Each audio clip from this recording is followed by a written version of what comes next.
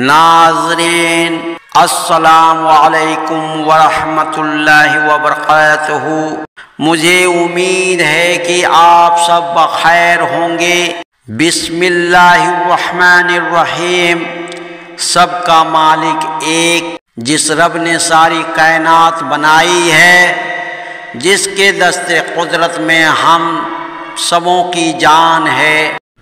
آج کا موضوع قرآن و حدیث کے بعد اولیاء کرام کے کلام شیخ فرید الدین شکر رحمۃ اللہ علیہ بیان فرمایا ہے کہ اگر قرآن و حدیث کے بعد کسی کلام کو عظمت و فضیلت حاصل ہے تو وہ اولیاء کرام کے کلام کو، کیونکہ ان کا کلام ظاہری تج سے پاک اور عشق الہی میں ڈوبا ہوا ہوتا ہے، اور اس بنا پر اللہ تعالیٰ نے ان حضرات کو علم لدنی سے سرفراز فرما کر وارث انبیاء بنا دیا ہے۔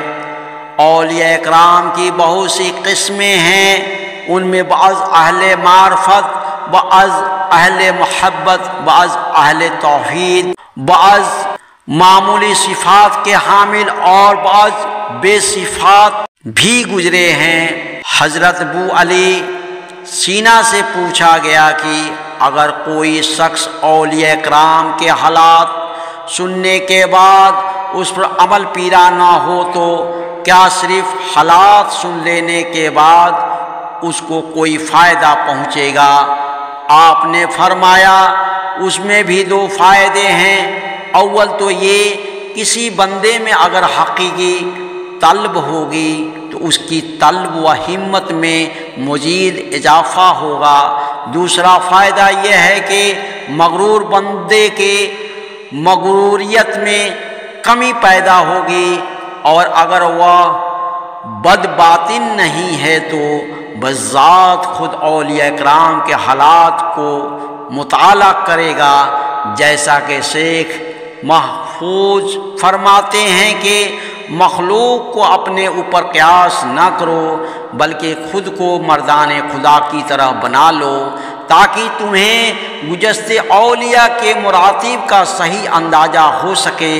جس وقت حضرت جنید بغدادی سے پوچھا گیا کہ مریدین کو مرقدین کے ذکر سے کیا فائدہ حاصل ہوتا ہے، آپ نے فرمایا کہ مردان خدا کا ذکر خدا کے لشکروں میں سے ایک ایسا لشکر ہے جس کے ذریعے مریدین کو انت اور شکستہ قلب کو استقامت حاصل ہو جاتا ہے۔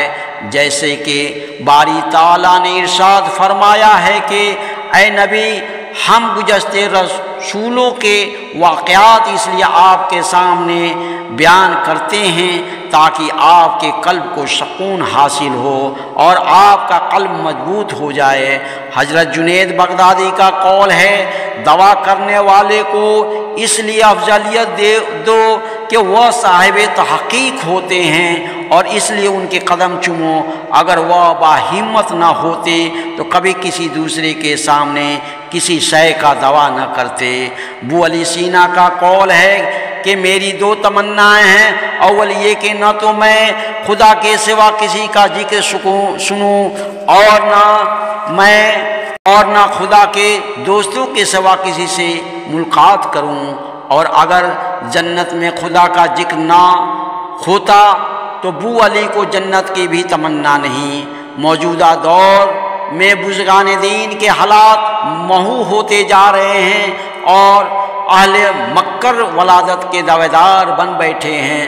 حضرت جنید بغدادی حضرت شبلی سے فرمایا تھا کہ اگر تمہیں دنیا میں ایک فرد بھی ایسا مل جائے جو تمہارے صرف کلمہ کے موافق کر سکے تو اس کے دامن سے لپٹ جانا، کیونکہ اسی سے تمہارے مقصد کی تکمیل ہو سکے گی۔ جب میں نے محسوس کر لیا کہ موجودہ دور میں اس درجہ بدکاری پھیلی ہوئی ہے کہ نیککاروں کو سبوں نے فراموش کر دیا ہے، تو میں نے عزم اٹھایا ہے کہ اللہ کے بنائے ہوئے زمین کے آخری کونے تک اللہ والوں کی باتوں کو پہنچا سکوں، سب میرے رب کا کرم ہے۔